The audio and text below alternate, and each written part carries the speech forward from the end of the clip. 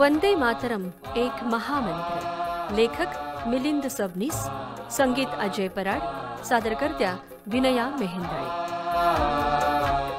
उसळणाऱ्या यौवनाचा सार वंदे मातरम, भारलेल्या काळजांचा मंत्र वंदे मातरम, मंत्र वंदे मातरम. बंगाल हा देवी पूजकांचा प्रांत. दुर्गेवर इथल्या लोकांची नितांत श्रद्धा. शत्रूंचा नाश करणारी देवता. तिच्या दशहस्तांमध्ये शस्त्र आहे. तिचं वाहन असणाऱ्या सिंहाच्या पायदळी गेलेल्या शत्रूला ती शस्त्रानं विदीर्ण करत आहे. त्या रूपातच बंकिमचंद्रांना भारतमातेचं दर्शन झालं. 1873 ते 1876 या काळात बंकिमचंद्र बंगदर्शनाचे संपादक होते. बंकिमचंद्रांच्या कांटालपाडा नैहाटी या गावी बंगदर्शनाचा छापखाना होता असं सांगितलं जातं. बंकिमचंद्र आपल्या या जन्मगावी दरवर्षी नवरात्र उत्सवात नेहमी जात असत. या ठिकाणी बंकिमचंद्रांच्या घरी नवरात्रात खूप मोठा उत्सव होई. बंकिमचंद्रांचे वडील यादवचंद्र हे त्या उत्सवाची सुरुवात करीत असत. आजूबाजूच्या पंचक्रोशीतील लोक दर्शनासाठी, भजन कीर्तन ऐकण्यासाठी मुद्दाम येत असत. बंकिमचंद्रांचे बंधू पूर्णचंद्र, संजीवचंद्र आणि समाचारोल हेही त्या उत्सवात सहभागी होत असत. 1875चा अश्विन महिना. नवरात्र सुरू झालं. घरात देवीपुढे एक गायक गात होता. एसो एसो बंधू एसो, आधे आचरे बसो. बंकिमचंद्र एका खांबाला टेकून दुर्गेसमोर बसले होते. दुर्गेच्या मूर्तीपासून अंगणापर्यंत तेलातल्या दिव्यांची मालिका झगमगत होती. त्यांचा मंद प्रकाश बंकिमचंद्रांच्या मुखावर आणि देवीच्या प्रतिमेवर पडला होता. बंकिमचंद्रांना ती मूर्ती आता महिषासुराचं मर्दन करणारी दुर्गामाता भासत नव्हती, तर इंग्रज रूपी शत्रूचं मर्दन करणारी साक्षात भारतमाता भासत होती. ते उठले आणि अश्विन शुद्ध अष्टमी या दिवशी त्यांनी आमार दुर्गोत्सव हा लेख लिहिला. आमार दुर्गोत्सवचा त्यांचा नायक कमलाकांत म्हणतो, बघितलं, अचानक हा काळ स्रोत चारी दिशा व्यापून प्रचंड वेगानं क्षितिज ओलांडून धावतोय आणि मी नावेतून तरंगत चाललोय. आता मी अगदी एकटा आहे आणि या एकटेपणामुळे भयभीत होतोय. अगदी एकटा, आई शिवायचा एकटा. कुठे आहे माझी आई? माझी आई कुठे आहे? कमळाच्या सौंदर्यानं शोभून दिसणारी माझी आई कुठे आहे? या काळ समुद्रात तुझं स्थान कुठे आहे? पण आता मात्र अचानक स्वर्गीय वाद्यांच्या संगीतानं वातावरण भरून गेलंय. सूर्योदय झाला. मंद वारा वाहू लागला आणि याच पाण्याच्या तरंगांवर दूरवर सप्तमीच्या शारदीय प्रतिमेचं दर्शन झालं. या शांत पाण्यात ती हसतीये, तरंगतीये आणि प्रकाशामुळे उजळून निघालीये. हीच का माय माऊली आई असेल? हो, हीच आई आहे. मी ओळखलं तिला. हीच माझी जननी आहे, जन्मभूमी आहे. हीच मृण्मयी भूमीच्या स्वरूपातली, अनंत रत्नांनी भूषित अशी ही या क्षणाला काळाच्या गर्भात आहे.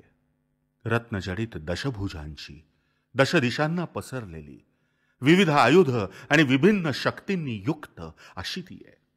तिच्या पायाखाली शत्रूला सिंहानं खाली पडलाय. या मूर्तीला मी आता नाही बघणार, उद्याही नाही बघणार. या कालस्रोताच्या सीमा ओलांडून जाईपर्यंत ती माझ्या दृष्टिक्षेपात येणार नाही.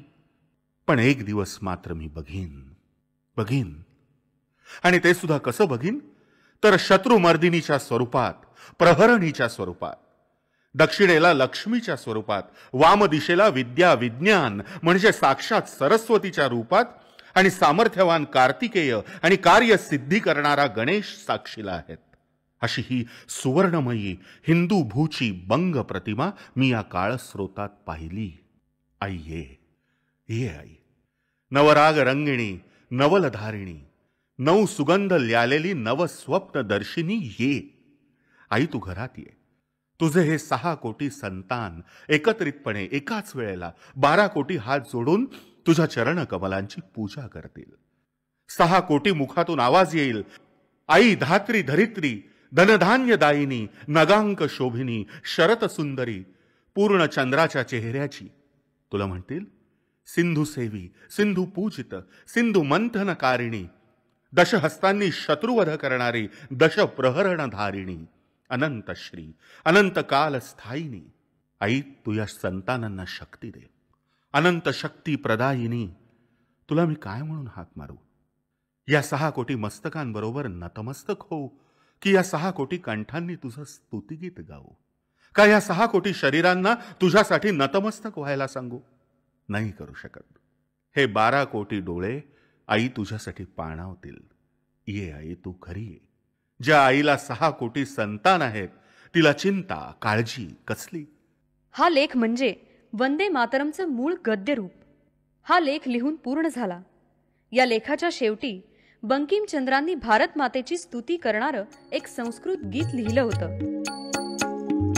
जय जय जय जय जगधात्री, जय जय जय बंग जगधात्री, जय जय जय सुख दे अन्न दे, जय जय जय वर दे धर्म दे, जय जय जय शुभे शुभंकरी, जय जय जय शांती क्षेमो करी, देशक दलिनी संतान पालिनी, जय जय दुःखी दुर्गती नाशिनी, जय जय लक्ष्मी बारिंद्र बालिके, जय हिमालय जगबालिके, अतुलित पूर्ण चंद्र मालिके, शुभ शोभने सर्वार्थ साधिके, जय जय शांती शक्ती कालिके, नमोस्तुते देवी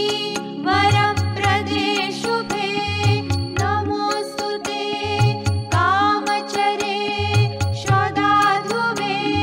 या लेखातले हे वर्णन दीर्घ अशा चिंतनानं तयार झालेलं होतं. आणि म्हणूनच त्यानंतर बरोबर 1 महिन्यानी कार्तिक शुद्ध नवमी शके 1797 म्हणजेच दिनांक 7 ऑक्टोबर 1875 रोजी बंकिमचंद्रांनी वंदे मातरम हे गीत लिहून पूर्ण केलं. त्या दिवशीची संध्याकाळची वेळ होती. बंकिमचंद्र नैहाटी गावातील आपल्या गढीसारख्या मोठ्या हवेलीच्या कोपऱ्यात असणाऱ्या एका बैठ्या खोलीत आपल्या नेहमीच्या बैठकीवर बसले होते. समोरच्या मेजातून कागद बाहेर काढले आणि एका आवेगामध्ये त्यांनी हे संपूर्ण गीत एकाच वेळी लिहून पूर्ण केलं. आणि इतिहास घडवणाऱ्या स्वातंत्र्य लढ्याच्या इतिहासाला एक शब्दरूपी धारधार शस्त्र प्रदान करणारा एक मंत्र जन्माला आला. या घटनेचं वर्णन बंकिमचंद्रांचे बंधू पूर्णचंद्र, मित्र भवतोष दत्त आणि ललित कुमार मित्र यांनी लिहून ठेवलं आहे. हे गीत लिहिलं गेलं त्याच वेळी त्यांचे सचिव रामचंद्र बंदोपाध्याय बंगदर्शनसाठी काही मजकूर कमी पडत होता म्हणून आले होते. त्यांचं लक्ष त्या ओळींकडे गेलं आणि ते म्हणाले, या काव्यानं आजचं काम भागून जाईल.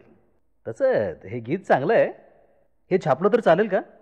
त्यांच्या या बोलण्याने थोडेसे नाराज होऊन बंकिमचंद्रांनी ती कविता परत ठेवून दिली आणि ते म्हणाले, ही कविता चांगली आहे की वाईट आहे हे कदाचित आत्ता कळणार नाही, पण काही काळानंतर ज्यावेळी या कवितेचं महत्त्व कळेल त्यावेळी कदाचित मी जिवंत नसेनही, पण तुम्ही मात्र असाल. एक दिवस असा येईल की सारा देश आणि देशवासीय यांना या गीताचं महत्त्व कळलेलं असेल. साऱ्या राष्ट्राला जागवणाऱ्या या सिद्ध मंत्राचं, या काव्याचं महत्त्व, त्याचा प्रभाव बंकिमचंद्र चटर्जी या त्याच्या जनकाने एका द्रष्ट्या कवीने ओळखला होता. याच काळातील आणखी एक घटना बंकिमचंद्रांचे मित्र महामहोपाध्याय हरप्रसाद शास्त्री यांनी लिहिली आहे. बंकिमचंद्रांच्या घरी अनेक लेखक मित्र आपल्या नवीन लेखनाविषयी चर्चा करत. वंदे मातरमचं वाचनही या मित्रमंडळींच्या बैठकीत झालं. पण का कोण जाणे हे गीत कोणालाच फारसं आवडलं नाही. कोणी म्हणालं यात श्रुती माधुर्य नाही. सस्य श्यामलाम त्रिसप्त कोटी भुजई धृत खरकरवाले अशा शब्दांची रचना श्रुती कटू वाटते. तर दुसरे महाशय म्हणाले यातलं व्याकरणही बिघडलंय. आणखीन कोणी म्हणालं इतकं चांगलं गीत अर्ध बंगाली आणि अर्ध संस्कृतमध्ये लिहून बिघडवून टाकलंय. तेव्हा बंकिमचंद्र म्हणाले, तुम्हाला आवडलं नसेल तर तुम्ही वाचू नका. मला जे चांगलं वाटलं तेच मी लिहिलं. लोकांना काय आवडेल याचाच विचार करून मी लिखाण करू की काय? या त्यांच्या शब्दांमध्ये आत्मप्रौढी नव्हती किंवा स्वतःच्या लिखाणाबद्दलचा फाजील आत्मविश्वासही नव्हता. या शब्दांमध्ये लपलं होतं त्यांचं द्रष्टेपण. बंकिमचंद्रांकडून या राष्ट्रमंत्राचा जन्म झाला. हे काव्य नव्हे तर साऱ्या राष्ट्राला जागवणारा तो एक सिद्धमंत्र ठरला. जणू हे काव्य लिहित असताना त्याचं महत्त्व, त्याचा प्रभाव बंकिमचंद्र चॅटर्जी या द्रष्ट्या कवीनं ओळखला होता. 1875 मध्ये हे गीत लिहिलं गेलं आणि बंगालमधील साहित्यिक वर्तुळात पोचलंही. या वंदे मातरम गीताच्या ओळी आपल्या काव्याला जोडण्याचा मोह अनेक प्रसिद्ध बंगाली कवींना आणि लेखकांना झाला. 1877 मध्ये रवींद्रनाथांनी लिहिलेल्या एका गीताच्या ओळीमध्ये सुद्धा हे शब्द आहेतच. एक सूत्र बांधियाची सहस्त्र टीमन, एक कार्य संपियाची सहस्त्र जीवन, वंदे मातरम. पण खऱ्या अर्थानं हे शब्द लोकांपर्यंत आले ते बंकिमचंद्रांच्याच आनंदमठ कादंबरीत. काही वैयक्तिक कारणांमुळे बंकिमचंद्रांनी बंगदर्शनचं संपादकपद सोडलं होतं, परंतु बंगदर्शनमधून लेखन मात्र चालू होतं. 1880च्या सुमारास त्यांनी आनंदमठ ही कादंबरी बंगदर्शनमधून क्रमशः लिहायला सुरुवात केली आणि बंगालच्या साहित्य जगतात प्रचंड खळबळ माजली. कारण आनंदमठ ही देशाकरता जगणाऱ्या आणि देशासाठी मरणाऱ्या क्रांतिकारक संन्याशांची कथा आहे. वंदे मातरम या काव्याला आनंदमठ कादंबरीत केंद्रीय स्थान मिळालं. 1882 साली आनंदमठ पुस्तक स्वरूपात पहिल्यांदाच प्रसिद्ध झालं. त्यानंतर मात्र वंदे मातरमला अधिक मान्यता मिळाली. पण वंदे मातरम हे आनंदमठ कादंबरीसाठी मुद्दामून लिहिलं गेलेलं गीत नव्हतं. वंदे मातरम हे गीत 1875 साली तर आनंदमठ ही कादंबरी 1880 साली लिहिली गेली होती. वंदे मातरमला आनंदमठमध्ये इतकं महत्त्वाचं स्थान मिळालं की हे गीत स्वतंत्ररित्या प्रथम लिहिलं गेलं आहे असं वाटणारही नाही. एखाद्या हिऱ्याला सुंदर कोंदण मिळावं तसंच या गीताबाबत झालं आहे. आनंदमठ कादंबरीतला महेंद्र आणि भवानंद यांचा संवाद म्हणजे राष्ट्रभक्तीचा एक पाठच आहे.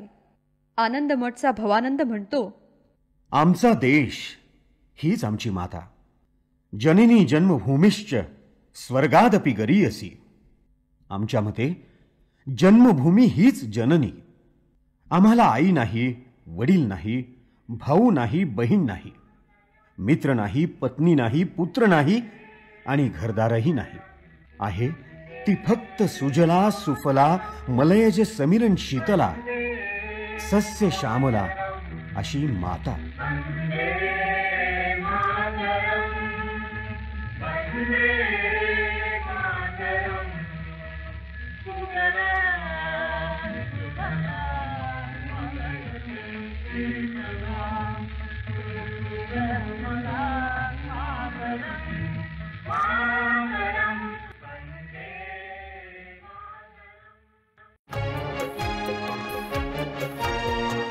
वंदे मातरम एक महामंत्र या मालिकेचा दुसरा भाग श्रोते हो आता आपण ऐकलात. लेखक मिलिंद सबनीस, संगीत अजय पराड, निवेदक आनंद अलकुंटे आणि मुक्ता लिमये, गायक अपर्णा केळकर, पद्मजा लांबरूड, देवव्रत भातखंडे आणि पार्थ उमराळे. साथ संगत डॉक्टर राजेंद्र दूरकर आणि सुभाष देशपांडे. सहभाग संजय भुजबळ, प्रसाद कुलकर्णी, राजेश देशमुख आणि अजित सातभाई. शीर्षक गीत सुधीर मोघे. सादरकर्त्या विनया मेहेंदळे.